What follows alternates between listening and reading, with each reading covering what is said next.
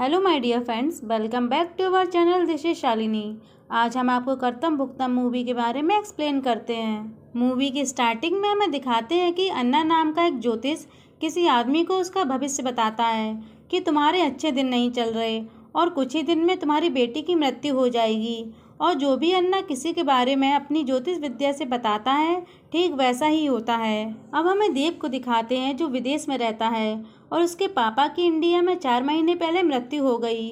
तो देव अपने पापा की प्रॉपर्टी लेने के लिए इंडिया आता है, जिसे बेचकर ये विदेश में ही रहेगा और अपना बिजनेस स्टार्ट करेगा। यहाँ इंडिया में देव 10 दिन के लिए अपने दोस्त गौरव के पास रुकता है। इंडिया आते ही गौरव देव को अपनी माँ के पास लेके जाता है, जो हॉस्पिटल में एडमिट है, और इन्हें डॉक्टर ने जवाब दे दिया कि ये ज़्यादा दिन तक जीवित नहीं रहेंगी। आगे हमें दिखाते हैं कि गौरव एक आस्तिक लड़का है और वो अन्ना के पास देव को लेकर जाता है। तो देव को बिल्कुल अच्छा नहीं लगता, क्योंकि वो इन सब चीज़ों पर विश्वास नहीं करता। पर गौरव अन्ना से अपनी माँ की तबीयत के लिए कहता है। तो अन्ना कहते हैं कि सोमवार को सुबह 5 बजे शिव जी को जल चढ़ाओ, जिससे उसकी माँ और परिवार सब ठीक हो जाएगा। अब जाते हुए अन्ना देव से कहते हैं कि तुम यहाँ से नहीं जा पाओगे। ये सुनकर देव को बहुत अजीब लगता है और अन्ना की बोली हुई बात देव के दिमाग में घूमती रहती है। तो देव गौरव से पूछता है कि अन्ना ने ऐसा क्यों बोला।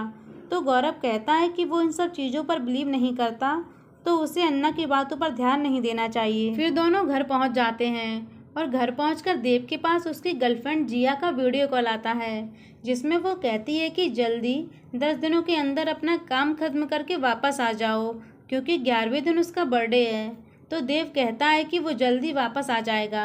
फिर देव अपने घर जाता है, जहां गवर्नमेंट ने अपना ताला लगा दिया था, क्योंकि उसके पिता की मौत के टाइम लॉकडाउन लगा था।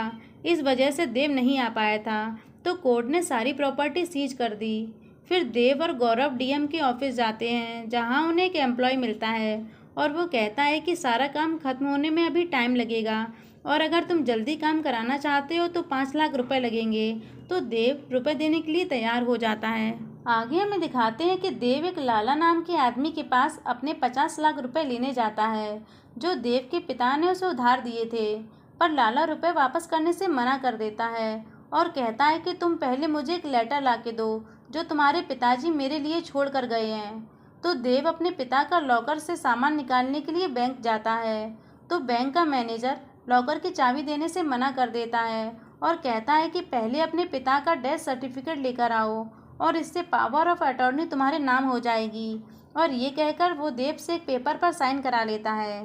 अब गौरव मंदिर में जल चढ़ाने के लिए जाता है और जब गौरव हॉस्पिटल पहुंचता है तो उसकी माँ बिल्कुल ठीक हो चुकी थी। इस बात को बताने के लिए गौरव और देव अन्ना के पास जाते हैं। फिर अन्ना गौरव को एक पेज पर 17 दिसंबर 2025 लिखने के लिए कहता है। तो अन्ना बताते हैं कि इस डेट को तुम्हारी माँ की मृत्यु हो जाएगी और तब मैं भी कुछ नहीं कर पाऊँगा, जिसे सुनकर गौरव बहुत दुखी हो जाता है। फिर गौरव अन्ना से कहता है कि उसका एक सपना है कि उसका दुबई में एक रेस्टोरेंट हो। तो अन्ना कहते हैं कि तुम्हारा ये सपना पूरा हो जाएगा। तो देव को ये सारी बातें सुनकर विश्वास नहीं होता। अब अगले दिन देव अपने पिता की प्रॉपर्टी देखने जाता है, जहां उसे पता चलता है कि उसके पिता का आधार पर और प्रॉपर्टी पर नाम अलग अलग है। तो उसे चेंज कराने के लिए बर्थ सर्टिफिकेट, डेथ सर्टिफिकेट और आधार सही कराना पड़ेगा और उसके बाद ही देव इस प्रॉपर्टी को बेच सकता है। अब गौरव देव के पास आता है और उसे बताता है कि उसे दुबई से रेस्टोरेंट में जॉब के लिए जॉइनिंग लेटर आया है और आज ही उसे जाना पड़ेगा। यहाँ देव को इंडिया में 9 दिन हो चुके हैं और देव गौरव को एयरपोर्ट छोड़ने के लिए जाता है। अब अगले दिन जिया देव को कॉल करती है और बहुत गुस्सा होती है, क्योंकि वो अभी तक वापस नहीं जा पाया।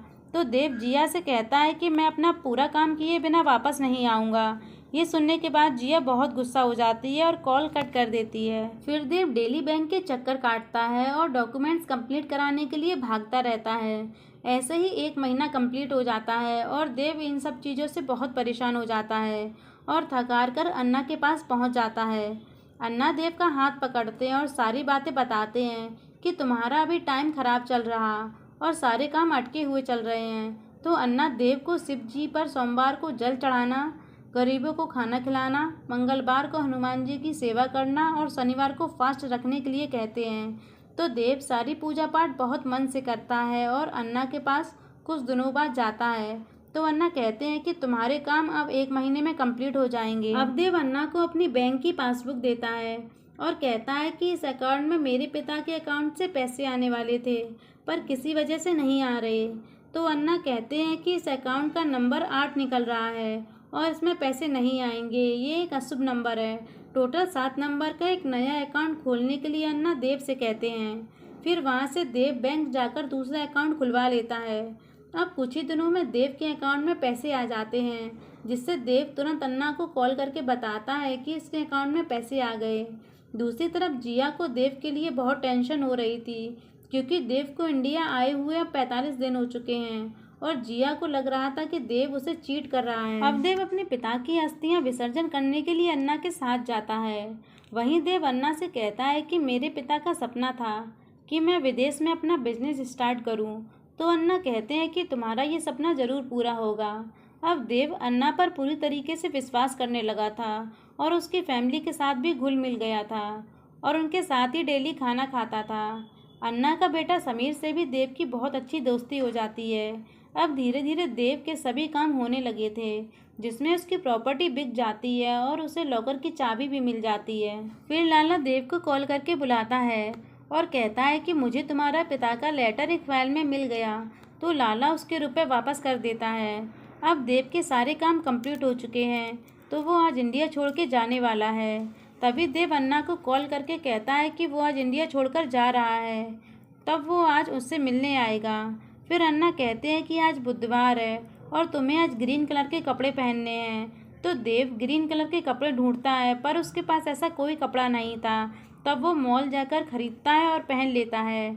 और जब देव पानी पीने वाला था तो अन्ना का कॉल आता है और वो कहते हैं कि आज उसका उपवास है, उसे कुछ भी खाना पीना नहीं है। अब जिया अपनी फ्रेंड से बात कर रही थी कि देव तो वापस ही नहीं आ रहा, पक्का उसे कोई लड़की मिल गई। तो जिया की फ्रेंड जिया से कहती है कि तुम इंडिया चली जाओ। अब जिया इंडिया आ जाती है और गौरव के घर पहुंच जाती है, जहां उसे कोई नहीं मिलता। तो जिया पड़ोस वाली आंटी से बात करती है, जो उसे अन्ना के बारे में बताती है।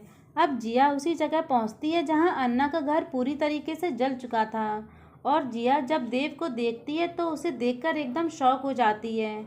जिया देव से बात करती है और वो पागलों की तरह बिहेव करता है और बार बार अन्ना नाम लेता है। फिर जिया देव को लेकर हॉस्पिटल जाती है और उसे एडमिट करा देती है। डॉक्टर जिया को बताता है कि ये 6 घंटे से लगातार अन्ना नाम लेकर फ़ोन पर बात किए जा रहा है और इसने 6 घंटे से कुछ भी नहीं खाया और कह रहा है कि ये सीमा अम्मा जो अन्ना की पत्नी है उसके हाथ से बना खाना खाएगा और देव किसी समीर नाम के लड़के को मेल भेज रहा है। डॉक्टर बताता है कि देव हेलोजिनेशन में जी रहा है, तो देव इमेजिनेशन और रियलिटी में फ़र्क नहीं समझ पा रहा। फिर जिया देव को न्यूजीलैंड ले जाने के लिए पूछती है, तो डॉक्टर कहते हैं कि पहले देव का इलाज करना होगा और अगर भगवान ने चाहा तो देव जल्दी ही ठीक हो जाएगा। अब कुछ टाइम बीतता है और जिया देव की बहुत केयर करती है और अब तबीयत देव की पहले से ठीक होने लगी थी। फिर कुछ टाइम बाद देव की हालत ठीक हो जाती है, तो दोनों ही न्यूजीलैंड की अपनी टिकट कटा लेते हैं और पहली फ़्लाइट से बैंकॉक पहुंच जाते हैं। वहां से दूसरी फ़्लाइट कैंसिल हो जाती है, तो दोनों ही कुछ दिन के लिए टाइम स्पेंड करने के लिए वहीं रुक जाते हैं। अब घूमते हुए देव को अन्ना और सीमा अम्मा दिखती है, जो दिखने में बिल्कुल अलग लग रहे थे और उन्हें देखकर देव के होश उड़ जाते हैं और उनसे मिलने के लिए देव उनके पीछे भागता है, लेकिन तब तक अन्ना वहां से गाड़ी से निकल जाता है और देव वहीं बेहोश हो जाता है। तो जिया उसे हॉस्पिटल लेकर जाती है और देव को समझाती है कि ये सब कुछ रियल नहीं है, ये तुम्हारी इमेजिनेशन है। तो देव कहता है कि उसने सच में वहाँ अन्ना को देखा और जिया से कहता है कि वो ये साबित कर देगा कि वो अन्ना ही था। आगे देव हेल्प लेने के लिए अपने एक फ्रेंड को बुलाता है और सारी बातें बताता है और मॉल का सीसीटीवी निकलवाने के लिए कहता है। फिर देव का फ्रेंड किसी तरीके से पुलिस से परमिशन ले लेता है। तब ये लोग मॉल का सीसीटीवी देखते हैं, जिसमें अन्ना और उसकी पूरी फैमिली थी और ये देखकर जिया भी हैरान हो जाती है। अब ये लोग अन्ना की इन्फॉर्मेशन निकलवा लेते हैं, जिसमें उसका रियल नेम कोटा श्रीनिवासन है और उसकी वाइफ का नाम लक्ष्मी श्रीनिवासन है और ये लोग 6 महीने से यहीं रहकर एक रेस्टोरेंट चला रहे हैं। जब देव उस रेस्टोरेंट को लोगो देखता है तो देव को याद आता है कि इस तरह तो गौरव तिलक लगाता था। फिर देव अन्ना के रेस्टोरेंट पहुंच जाता है, जहां उसे गौरव दिखता है और वो देव को देखकर वहाँ से भागने लगता है। फिर देव भी उसका पीछा करता है और उसे पकड़ लेता है और गौरव को धमकाते हुए कहने लगता है कि अगर उसने सच नहीं बताया तो वो उसे पुलिस के हवाले कर देगा। तो गौरव बताता है कि उसे अन्ना का बेटा समीर भोपाल में मिला था और वो हैकिंग में एक्सपर्ट था और जल्दी ही अमीर बनना चाहता था। फिर वो गौरव को अन्ना से मिलवाता है जो तांत्रिक विद्या भी करता था और उसकी वाइफ अमीरी वाली ज़िंदगी जीना चाहती थी क्योंकि वो पढ़ा पढ़ा कर थक चुकी थी। फिर अन्ना किसी ऐसे इंसान का वेट कर रहा था जिसे वो लोग आसानी से अपने चाल में फंसाकर लूट सकें। तभी गौरव के पास देव का मेल आता है कि वो इंडिया आ रहा है और गौरव तुरंत इस बात को आकर अन्ना को बता देता है और ये लोग देव को फंसाने का प्लान बनाने लगते हैं। और जो भी देव के साथ हो रहा था वो इन सभी लोगों के प्लान के अकॉर्डिंग हो रहा था और यही लोग देव का काम पैसे देकर डिले करवा रहे थे ताकि वो परेशान होकर अन्ना के पास हेल्प लेने के लिए जाए। जब देव अन्ना की फैमिली में घुल मिल गया था तो लक्ष्मी उसे खाने में नशीले पदार्थ देती थी जिससे वो सोता रहे और ये लोग देव पर काला जादू करने के लिए उसके पैरों की मिट्टी लेते थे और घर के नीचे ही बेसमेंट में अन्ना जानवरों की बलि देता था और देव के पैरों की मिट्टी और बालों से जादू करता था। फिर ये लोग देव को अपनी चाल में फंसाते गए और देव लाला से अपने 50 लाख रुपए लेने गया था। तब उसके साथ समीर भी था और देव उस टाइम ज़्यादा होश में नहीं था तो समीर ही उसके रुपए ले लेता है और लाला को भी कुछ रुपए दे देता है और ऐसे ही ये लोग उसके डॉक्यूमेंट्स और एटीएम पिन नंबर्स भी ले लेते हैं और देव की प्रॉपर्टी पर साइन कराकर बेच देते हैं। आगे देव पूछता है कि जिस घर में अन्ना रह रहा था वहाँ पर वह रहने के लिए कैसे आया। तो गौरव बताता है कि उस घर में हस्बैंड वाइफ और उसकी बेटी थी और उस आदमी की वाइफ बीमार रहती थी तो उसने अखबार में केयर टेकर का ऐड दिया तो अन्ना की फैमिली वहां आकर केयर टेकर का काम करने लगी और अन्ना ने उस आदमी को अपनी ज्योतिष विद्या पर यकीन दिलाया। और एक दिन उसका हाथ देखकर अन्ना ने बताया कि उसकी बेटी की अब जल्दी डेथ होने वाली है और अपनी बात को प्रूव करने के लिए अन्ना ने समीर से उस लड़की का एक्सीडेंट करा दिया और कुछ दिनों बाद सीमा ने दोनों को खाने में जहर देकर उन्हें मार दिया। तभी उस आदमी का बेटा बाहर से आ जाता है तो समीर उसे भी मार देता है और ये सब लोग मिलकर उनकी डेड बॉडी को पास ही कुएं में छिपा देते हैं और अन्ना उस मकान का मालिक बन जाता है। ऐसे ही इन सभी ने देव को भी मारने का प्लान बनाया था। जब लास्ट टाइम देव अन्ना के घर उससे मिलने जाता है तो वहाँ ब्लास्ट हो जाता है पर देव अपना मोबाइल ऑटो में भूल गया था तो वो वापस घर के बाहर आ जाता है, इसीलिए देव बच जाता है। पर उस ब्लास्ट में देव की याददाश्त चली जाती है। फिर गौरव देव से बहुत गिड़गिड़ाता है और माफ़ी मांगता है तो देव कहता है कि अगर वो पुलिस से बचना चाहता है तो वो वैसा ही करे जैसा देव चाहता है। तो गौरव राजी हो जाता है।